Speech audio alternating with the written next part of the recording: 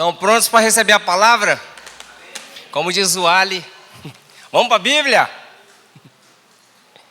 Antes de começar, eu queria orar. Eu tenho um sobrinho que é gêmeo, e esse sobrinho meu é o pró-reitor da UEL, e se formou em Educação Física, então supostamente um sujeito bem forte, e é mesmo, sempre foi. Mas nos últimos 6 meses ele passou por 3 intervenções e 2 cirurgias no coração. Nesse momento ele está hospitalizado. E o nome dele é Leandro. Eu quero que vocês orem quando lembrar nas orações, mas eu quero orar com vocês agora, em pé. Vamos lá. A Bíblia diz: muito pode a súplica do justo. Você crê? Amém. Deus Todo-Poderoso. O Leandro está naquele hospital. Eu me lembro daquele centurião que foi buscar Jesus para curar um servo dele. E ele reconhecendo que não precisava nem ir, que bastasse uma palavra de Jesus e o servo dele seria curado. Jesus fez menção de ir na casa dele. Ele falou: não precisa, eu sei o que é autoridade, e o Senhor tem autoridade sobre todas as coisas, basta uma palavra tua. E Jesus disse que estava admirado de ver aquela fé, e ele disse: pode ir embora, porque o teu servo está curado. Então, nessa mesma fé, Deus, nós oramos em nome de Jesus, para que o Senhor possa alcançar ele dentro daquele leito de hospital e possa levantá-lo, possa devolvê-lo ao seio da sua casa, cheio de testemunho e de glorificação ao nome de Jesus. Amém? Pode sentar, irmãos.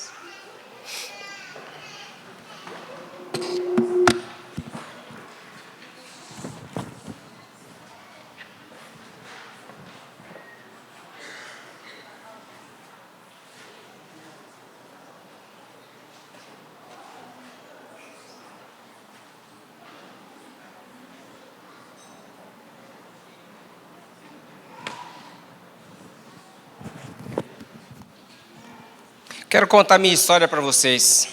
Ezequiel capítulo 16.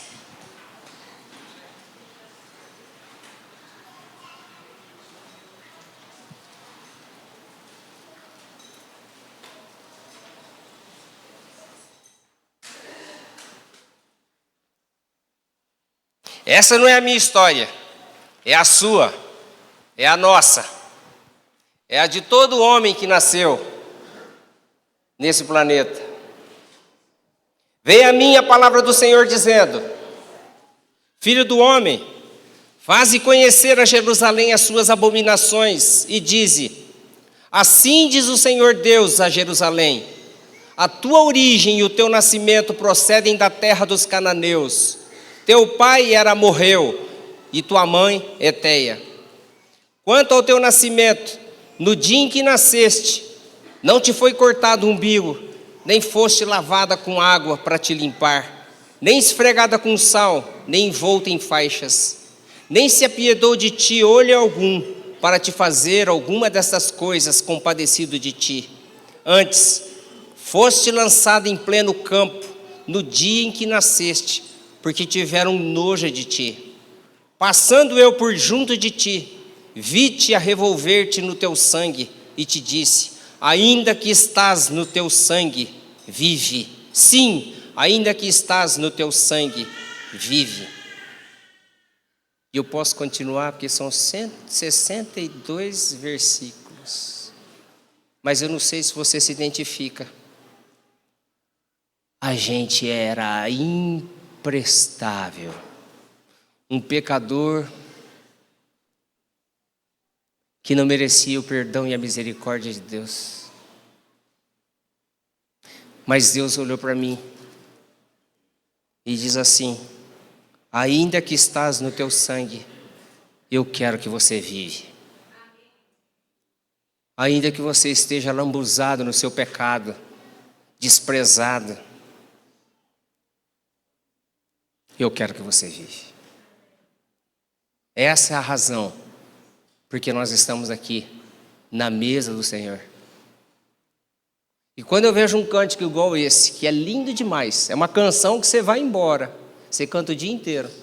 Por ele é que eu estou gastando a minha vida? Você tem certeza disso? Esse som aqui está dando muita microfonia aqui. Baixa. Mexe nele um pouquinho. Baixa ele. Baixa. Baixa que o italiano aqui está falando. Eu falo alto. Você tem certeza desse cântico aqui? Por ele é que eu estou gastando a minha vida?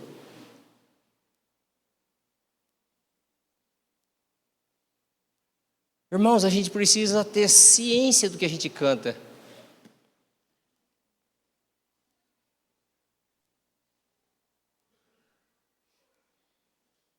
Vamos abrir em João, 1 João, capítulo 5, verso 1. Vocês conhecem a história do profeta Oséias?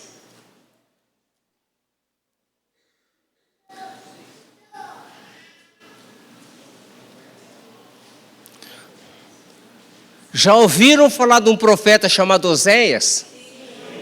Sabe o que Deus mandou ele fazer? Casar com uma prostituta chamada Gomer. É tão forte essa história que não entra dentro de uma cabeça normal, racional. Como que um profeta recebe uma ordem de Deus para se casar com uma prostituta? E ela vai, trai ele, depois ele vai buscar e... É uma loucura. Essa é a nossa história. Porque Deus estava mostrando para Israel a infidelidade de Israel. A mesa do Senhor é uma mesa de cura. O sangue de Jesus é para nos purificar do nosso pecado. Quando você na sua casa for ler Ezequiel, e eu quero deixar isso como uma tarefa para você. Continue lendo Ezequiel no capítulo 16. Você vai descobrir que o pecado de Sodoma e Gomorra não era a sexualidade. A sexualidade deles, deturpada, foi a consequência do pecado deles. Sabe qual foi o pecado deles? O mesmo que o nosso, da igreja de 2025. Qual que é o pecado deles? Está escrito aí. Está escrito aí, vamos lá? Antes de eu ir em João, vou voltar lá. Ó. Vou por aqui para ir lá. Capítulo 16 de Ezequiel. Consegue projetar aqui, Filipinho, evangelista? Fala aí, evangelista, o André, lembrei de você. Em Atos capítulo 21, tem um evangelista que teve 4 filhas donzelas que profetizavam. Ó. Vai vendo. Versículo 48. Tão certo como eu vivo, diz o Senhor Deus, não fez Sodoma, tua irmã, ela e suas filhas, como tu fizeste, e também tuas filhas. Eis que esta foi a iniquidade de Sodoma, tua irmã, soberba, fartura de pão e próspera tranquilidade teve ela e suas filhas, mas nunca amparou o pobre e o necessitado. Foram arrogantes e fizeram abominações diante de mim, pelo que, em vendo isso, as removi dali. E eu posso continuar ou não vou continuar aqui? Vamos lá, hein, João?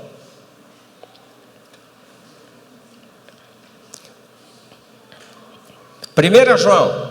Ô, Filipinho. Lá na frente.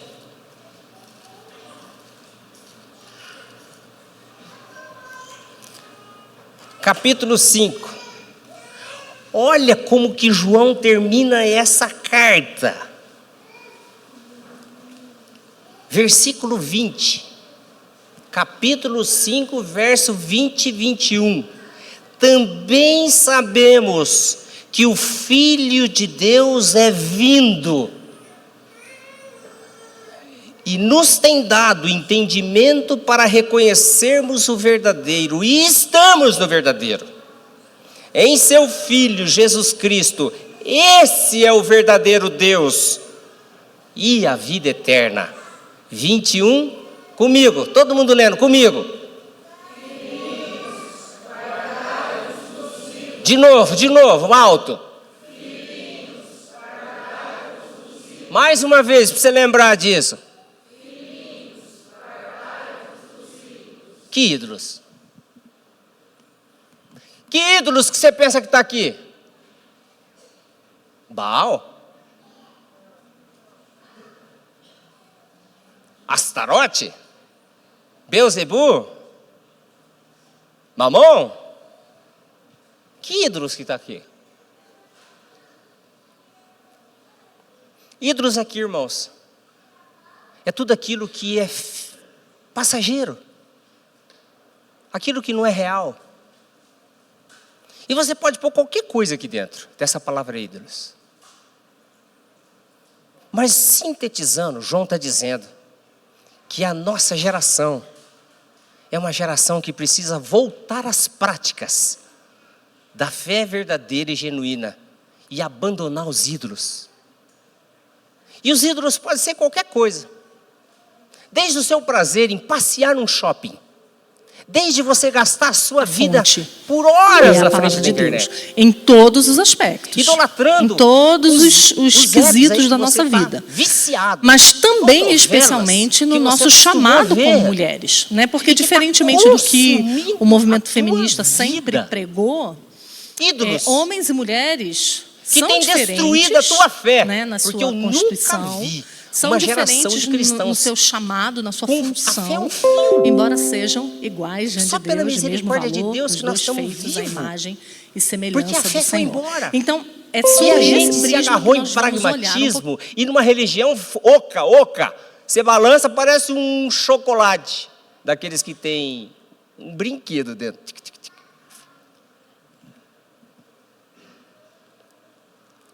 Bem Jesus falou. Será que quando eu voltar, nos dias que eu voltar, eu vou achar fé na terra? Eu fico impressionado de ver alguns exemplos aqui no Evangelho, que quando eu olho, eu falo, não.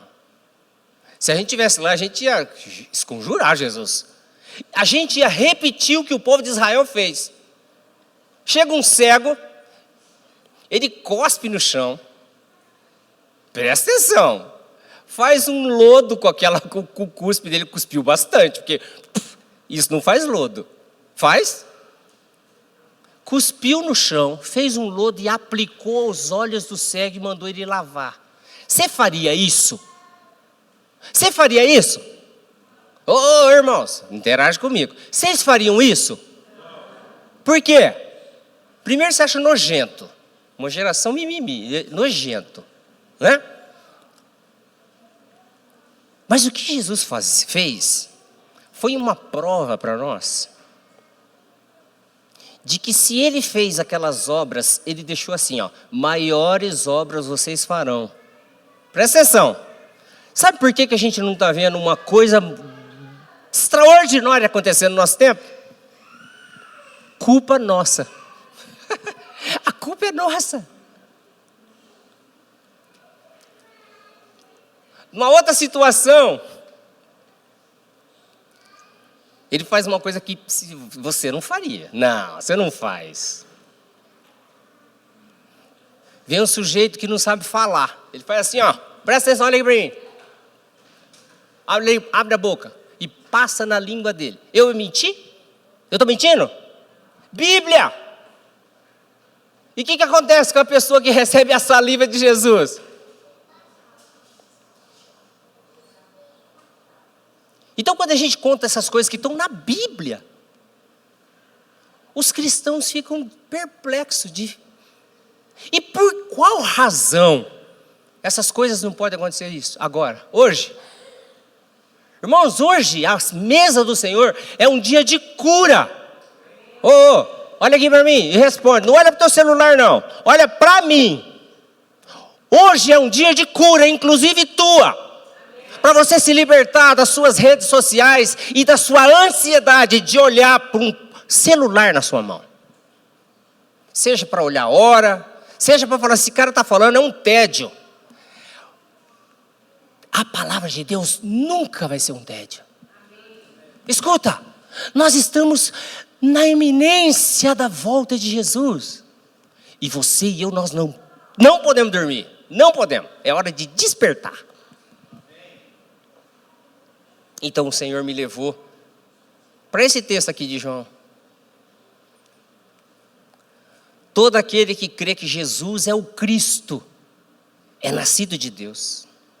E todo aquele que ama ao que o gerou, também ama ao que dele é nascido.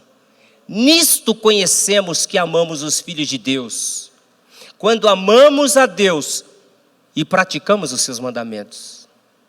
Porque este é o amor de Deus, que guardemos os seus mandamentos. Ora, os seus mandamentos não são penosos. Porque todo que é nascido de Deus, ele vence o mundo. E você sabe o que vence o mundo? Continua lendo aí. Esta é a vitória que vence o mundo. Não. Igreja, olha aqui para mim.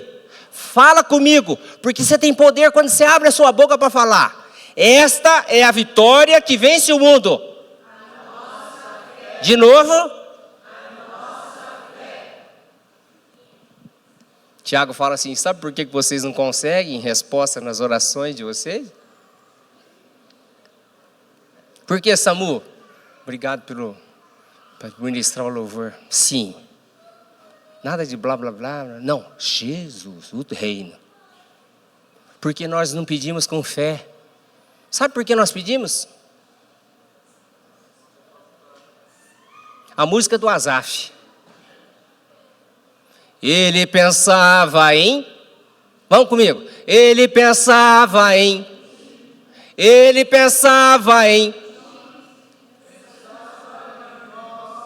Então, é a melodia da sanguessuga. Ele pensava em mim. Ele pensava em mim.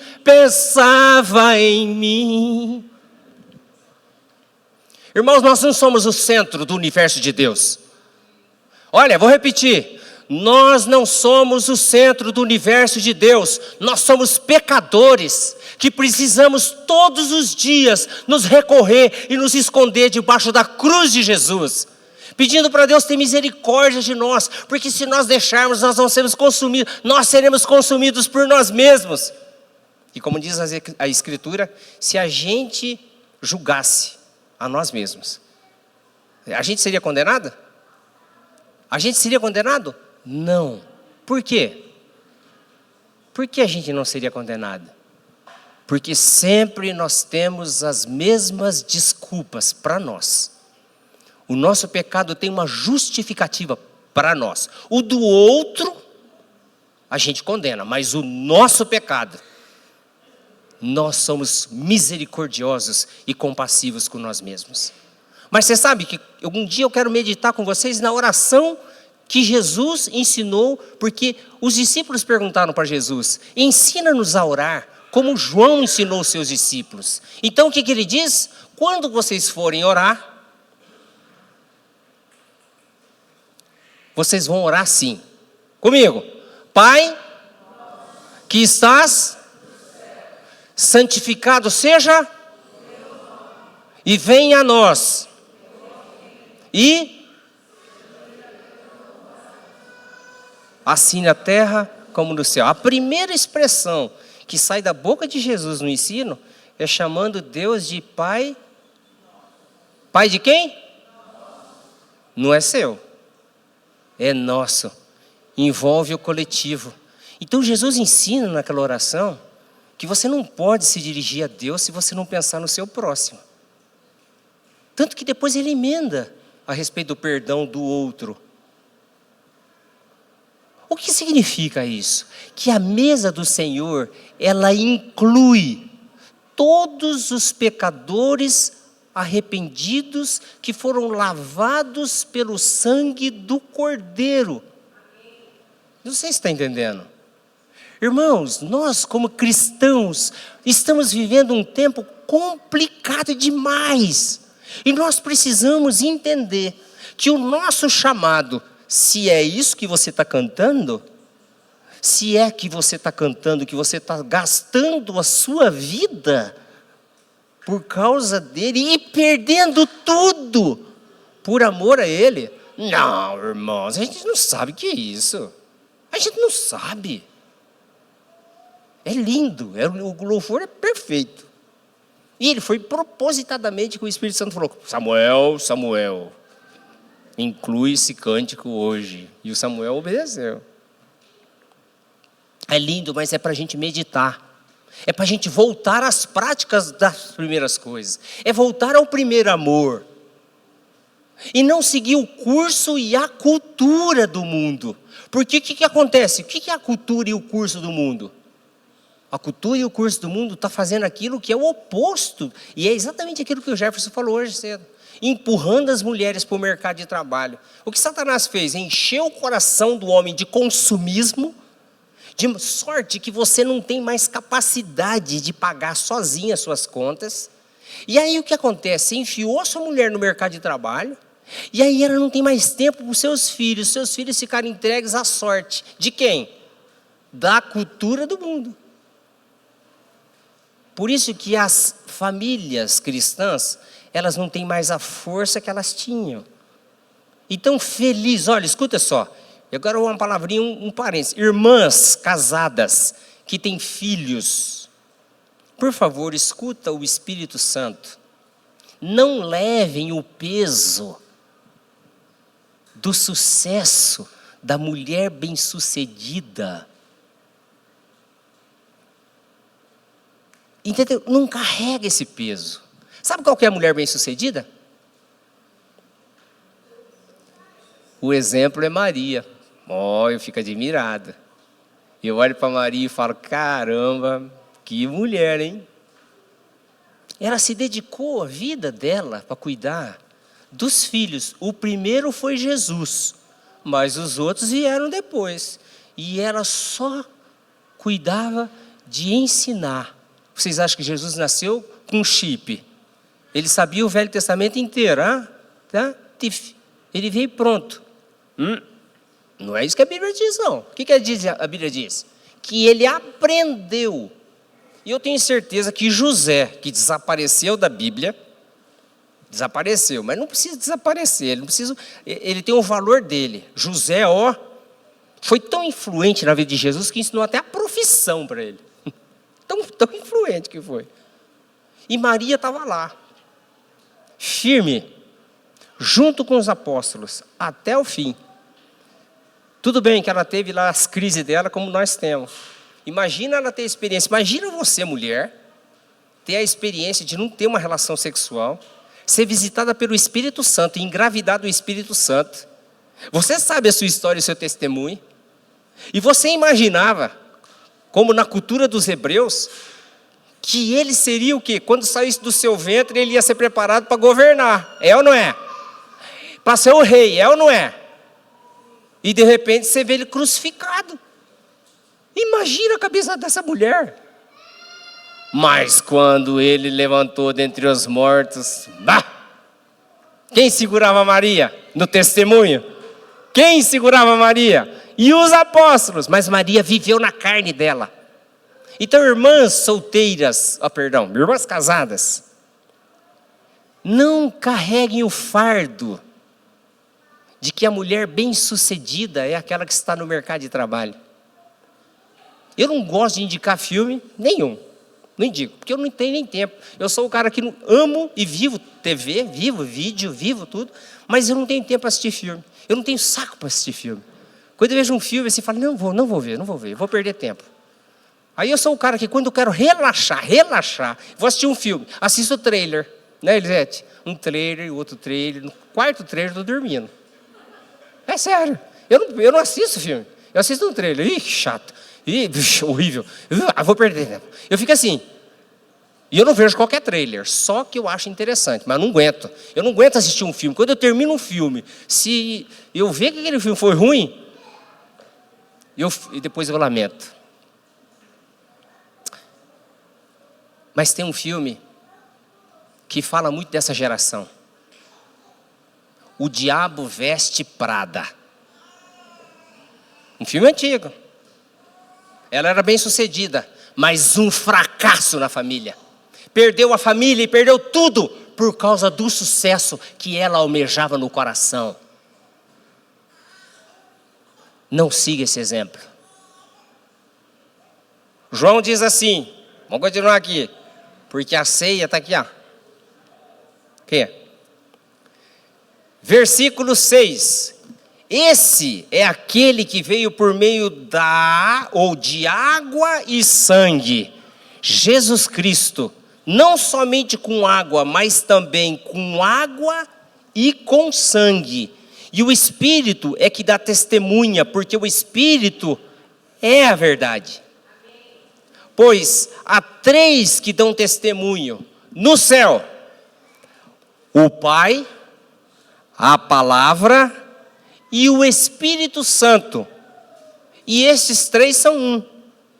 E 3 são os que testificam na terra: o Espírito, a água e o sangue. E os 3 são unânimes num só propósito. Se admitimos o testemunho dos homens, o testemunho de Deus é maior. Ora, este é o testemunho de Deus, que Ele dá acerca do seu Filho. Aquele que crê no Filho de Deus tem em si o testemunho. Aquele que não dá crédito a Deus o faz mentiroso, porque não crê no testemunho que Deus dá acerca do seu Filho. E qual testemunho é esse? Que Deus nos deu a vida eterna, e esta vida está no seu Filho. Que vida é essa? Que vida é essa? É a vida de comunhão com o Pai. Aquele que tem o Filho tem a vida. Aquele que não tem o Filho de Deus não tem comunhão com o Pai. Sabe qual que é a vida eterna?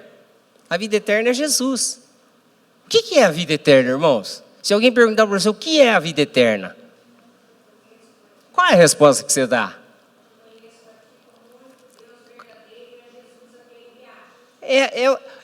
A vida eterna é comunhão com o Pai, é ficar na presença do Pai, é viver na presença do Pai. Irmãos, não olha para mim com perplexidade, é Bíblia.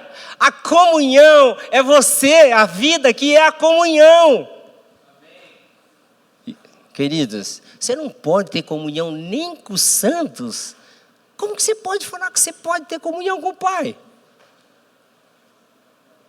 Amados irmãos, você não vai nem em grupo caseiro para não ter relacionamento. Você não tem tempo.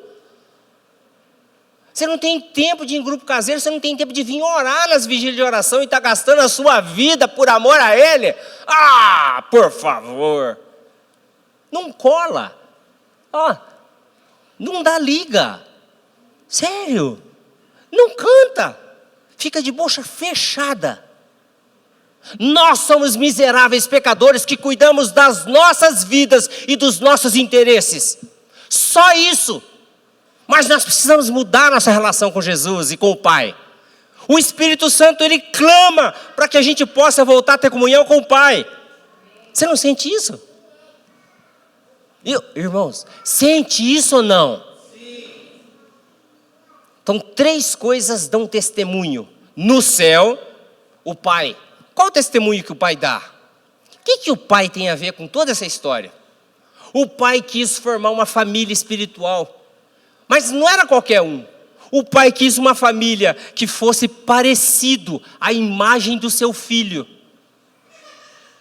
Isso é o Pai entrando em toda essa história. E eu volto a falar, a história do homem, presta atenção, a história não é do homem não. A história é de Deus. O homem é uma partinha bem pequena da história de Deus. É o Pai, irmãos.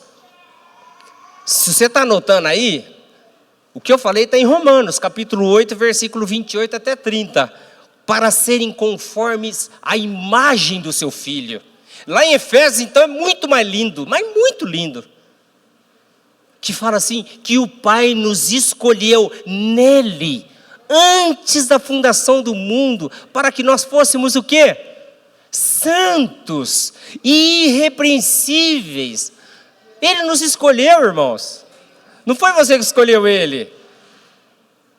Alguém aqui quer aceitar Jesus? Alguém aqui quer aceitar Jesus o quê?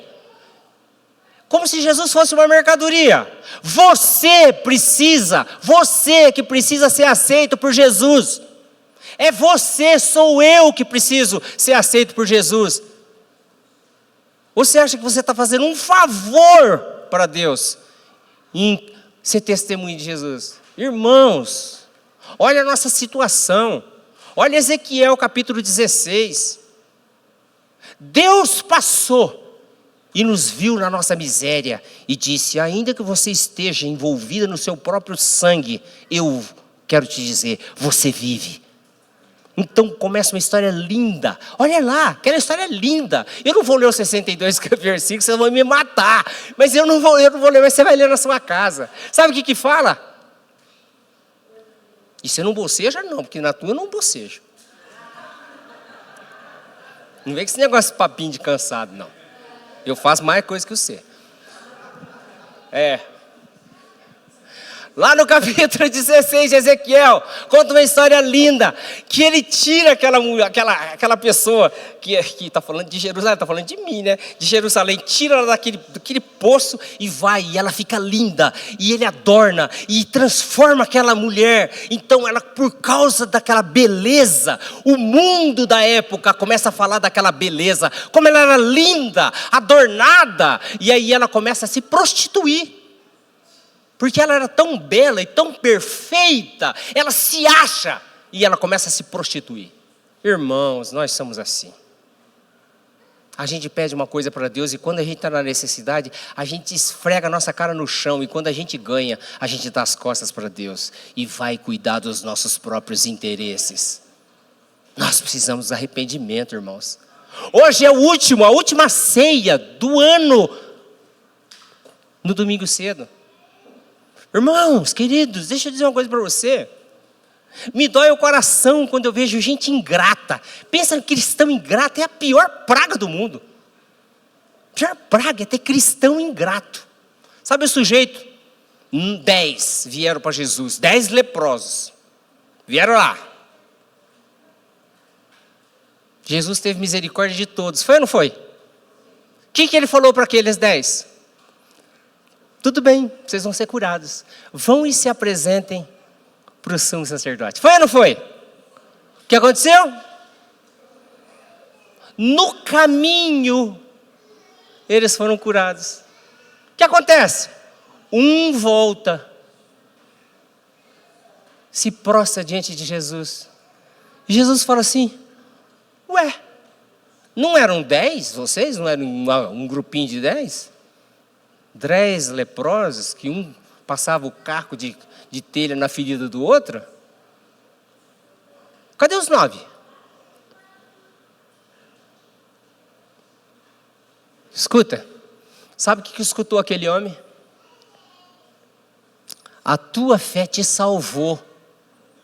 9 receberam a cura, mas só aquele que voltou que recebeu salvação. Somos cristãos que temos demais, então nos ocupamos demais com nós mesmos. Criado numa atmosfera de frescura e mimimi, que ninguém pode entrar na minha casa num culto, porque senão vai macular as minhas coisas. A igreja do Senhor é linda. Deixa eu dizer para você, é linda. Fica em pé e olha para trás. Olha que linda. Eu daqui vejo todos são lindos. Olha, levanta, olha para trás. Olha a igreja do Senhor. Olha a igreja do Senhor, irmãos. Ela é linda. Ela é linda. Tudo bem, tem alguns que bocejam na sua pregação, mas tudo bem. Nem liga. Você ama igual. Ama igual porque ele é joia. Só boceja de vez em quando. Né, Jefinho? Mas a gente ama. A gente não vai sair tão perto de você tão cedo. O Pai desejou uma família da qual você faz parte. E a palavra? 3 testemunham no céu. O Pai, a palavra. O que é a palavra? A palavra é o verbo. A palavra só tem um artigo no feminino aqui. Porque eu até acho que deveria ser o palavra, não a palavra. Porque a palavra aqui representa o nosso Senhor Jesus Cristo. Todas as coisas foram criadas por causa do poder da sua palavra. E tudo se sustém por causa do poder da sua palavra. E sabe o que ele faz? Ele transfere isso para a igreja, que é a sua noiva, do qual ele é a cabeça. Só que nós não acreditamos nisso.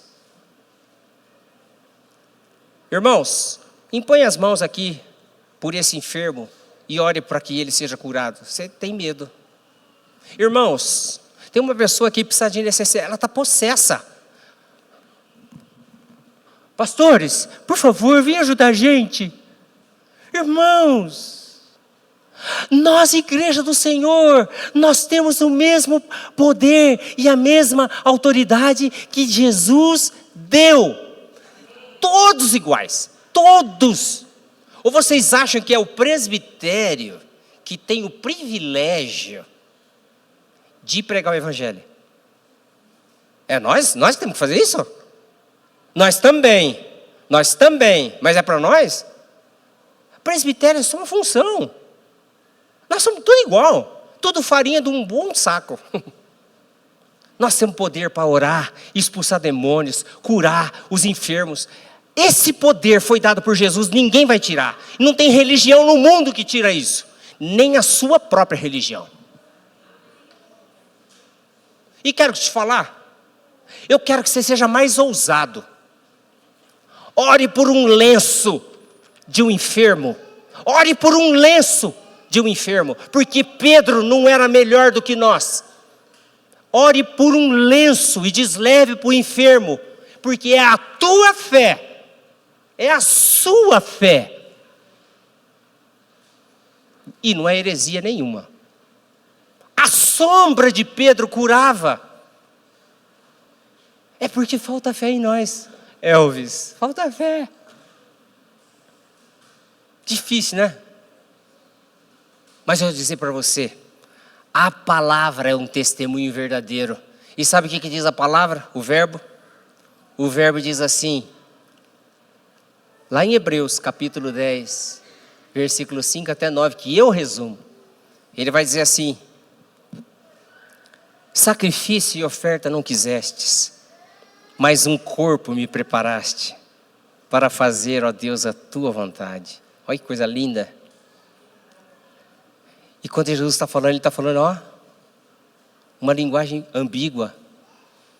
Primeiro significado, ele está dizendo que ele se materializou, porque Deus preparou esse corpo para ele, um corpo sem pecado. E o segundo, ele está falando de mim, de você, igreja, o corpo dele.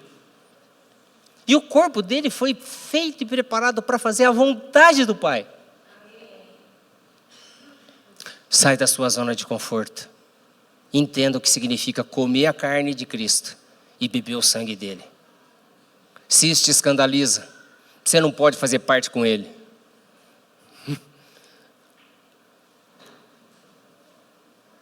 E o Espírito Santo? Vixe, eu nem posso falar do Espírito Santo. A gente podia falar horas sobre o ruar de Deus. Aquele vento poderoso. Um vento, a força de Deus, a pessoa de Deus, que tem o poder de preparar e restaurar toda a criação. É esse poder que é o Espírito Santo que nos convence do nosso pecado. É Ele que nos convence, nos freia e que tem controlado o mundo. Se Ele não tivesse agindo no mundo, esse mundo já estava perdido absolutamente e completamente. Então ele fala que no céu são 3, e depois que também tem 3, olha lá, e são 3 que testificam na terra. Então tem o céu e a terra. E o que testifica na terra? Qual foi o primeiro que ele cita na testificação? Ele começa pelo Espírito. Porque não tem uma riqueza e uma joia mais preciosa que Deus podia repartir do que o Espírito dele mesmo. dele, o poder de Deus que tirou Jesus entre os mortos, ele deu a nós. Que privilégio, irmãos. No Velho Testamento, no Velho Testamento não era assim. No Novo Testamento, aquilo que os irmãos anelavam, desejavam no Velho Testamento, no Novo Testamento, ele nos dá do seu Espírito para morar dentro de nós. Não é lindo? Joga as cadeiras para cima, irmãos. É maravilhoso. Vou repetir. O Espírito de Deus habita dentro de você. Não, é muito fraco. O Espírito de Deus, aquele que abriu o Mar Vermelho, aquele que tirou Jesus dentre os mortos, ele habita dentro de mim e de você. E é ele que fala que Jesus Cristo é o Filho de Deus. Ele não é só o Filho, ele é Deus. Porque vão tentar tirar isso do nosso coração, irmãos.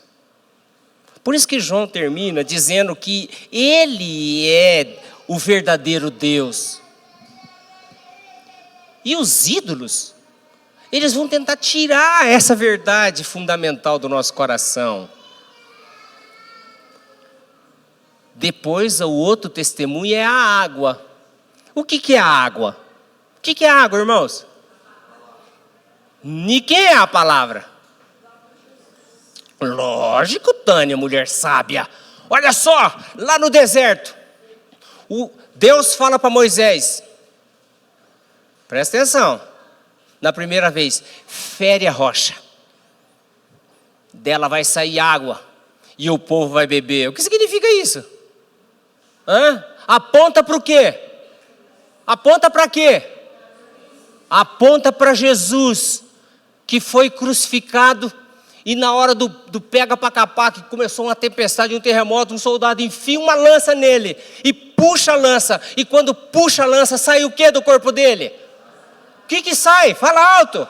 Água e sangue. Água e sangue, não é só água. Por que, irmãos? Por que sai água e sangue? Você precisa entender, aliás, você precisa entender porque tinha uma placa em cima da cruz de Jesus, escrita em 3 idiomas. O primeiro em hebraico, o segundo em latim, e em terceiro em grego.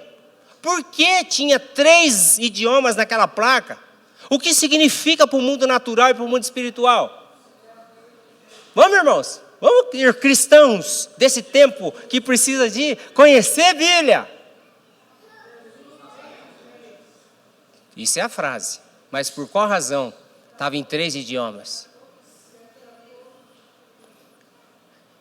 Em hebraico, era uma mensagem para o povo judeu. Em latim, era uma mensagem para o povo do Ocidente. Não é um povo do Ocidente que existia, porque as coisas de Deus apontavam para frente. E em grego, era uma mensagem para o povo do Oriente.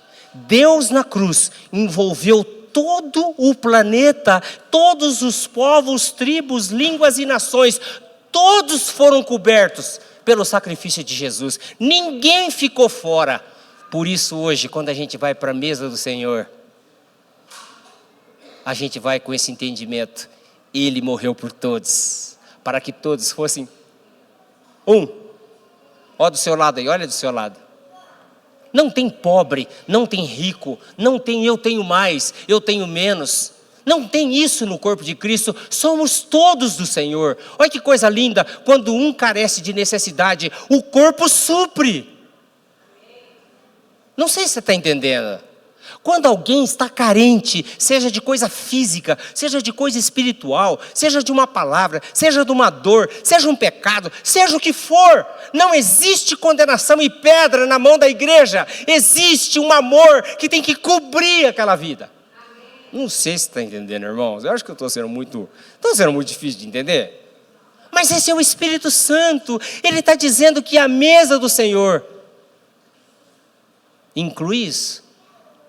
Inclui um corpo que Deus preparou e que foi pregado no madeiro no nosso lugar. E eu nem vou falar do sacrifício, porque só o sacrifício era um retiro. Só para falar dos instrumentos de tortura que os romanos faziam, que os chicotes tinham metal na ponta, tinha pedaço de osso, e que cada chicotada de Jesus arrancava um pedaço da sua carne, e que todo o sangue dele foi esvaído, por causa dos nossos pecados. Então nós temos que ter misericórdia do outro, porque de nós a gente sabe que a gente tem misericórdia mesmo. Deus nos comprou para a gente sair da nossa letargia. Deus nos comprou. E sabe o que faz o diabo, a cultura e o mundo? Adivinha? Cozinha você em banho-maria. Já ouviu falar disso?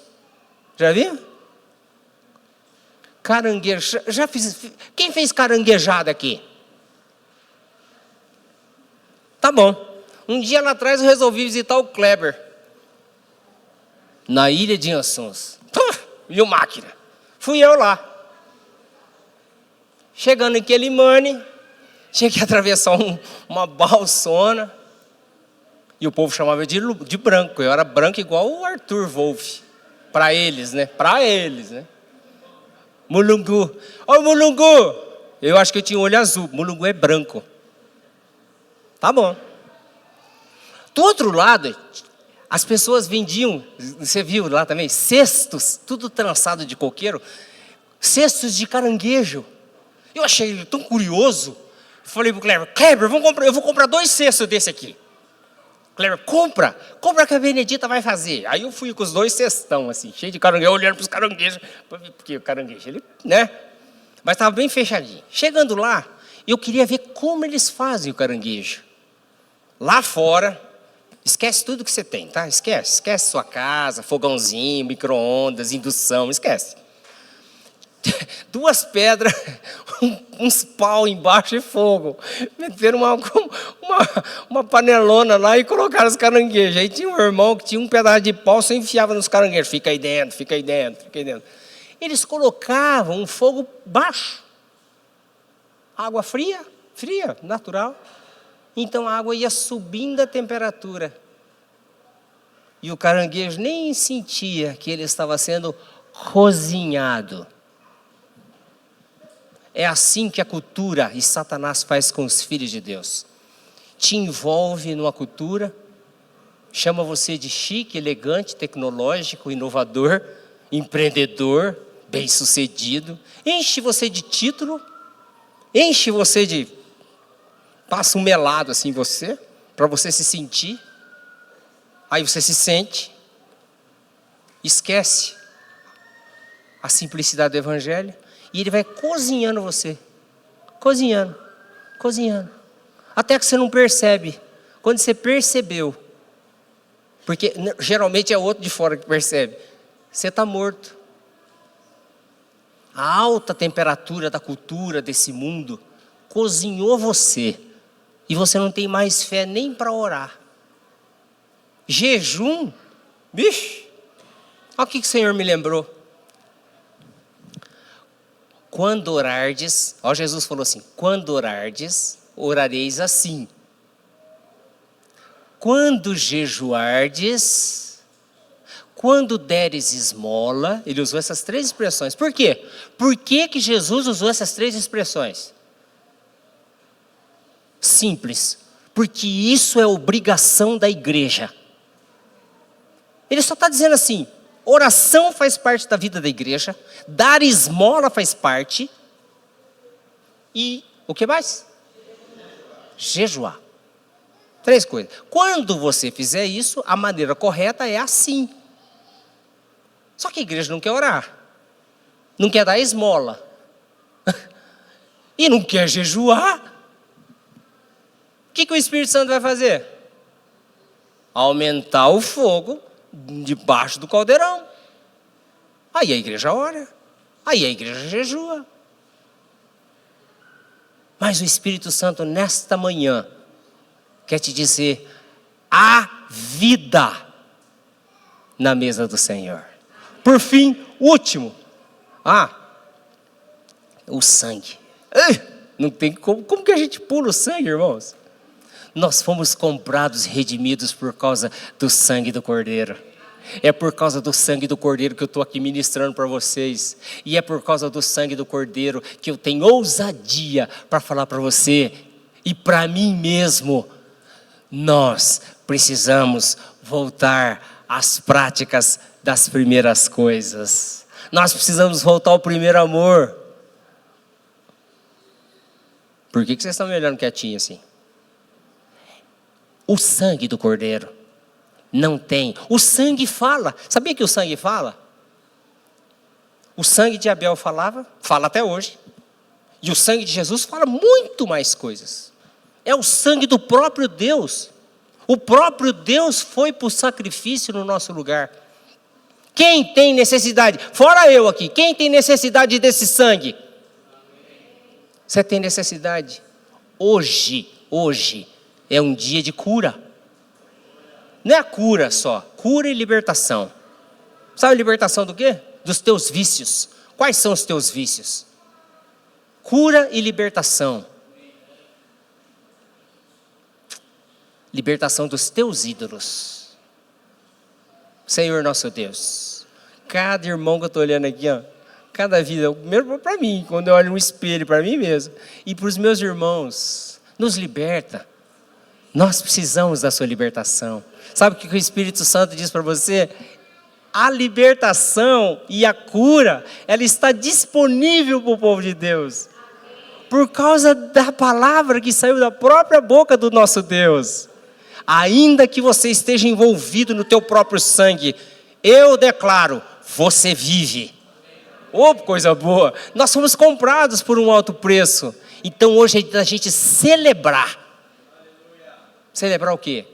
A vitória que Jesus conquistou na cruz do Calvário. Irmãos, a soberba, a altivez, a nossa própria subsistência, a nossa suficiência, ela é zero, é lixo diante da bondade e da misericórdia de Deus. Quando nós nos aproximarmos e quando a gente partilhar isso com todos, vamos pensar, foi por causa dos meus pecados que Jesus foi crucificado. Que o Senhor possa, irmãos, nos dar um espírito de ousadia para entrar no Santo dos Santos por meio do sangue do Cordeiro. E, por fim, eu quero deixar uma última palavra para a igreja como um todo. Exercite a sua fé. Pratique a sua fé. Quando você orar por alguém, ore com fé, para que ele se salve. Quando alguém estiver doente, ore com fé. Não duvide das coisas. Sabe aquela pessoa que vai orar, eu sei que o Senhor não vai me dar, mas tudo bem, deixa eu orar aqui. Não, irmãos, se a gente orar crendo, Deus nos ouvirá. Amém? Vamos ficar em pé? Você veio aqui buscar cura e libertação. Você veio aqui buscar algo de Deus? Deixa eu dizer para você, tudo Deus já nos deu. O que nós precisamos? Nos apossar, tomar posse da palavra que saiu da boca do nosso Deus. Amém? Nosso Deus e nosso Pai. Eu e meus irmãos estamos aqui porque nós queremos cura. Amém, irmãos? Queremos cura, queremos libertação, queremos que a nossa mente esteja focada no Senhor, lá nas coisas que são do alto. Queremos que a nossa mente esteja fixada na palavra do Senhor. O Deus Todo-Poderoso nos faz voltar para as Escrituras, nos faz voltar às práticas das primeiras coisas, nos faz voltar a quando a gente encontrou o Senhor e ficamos apaixonados por Ti. Nós precisamos disso.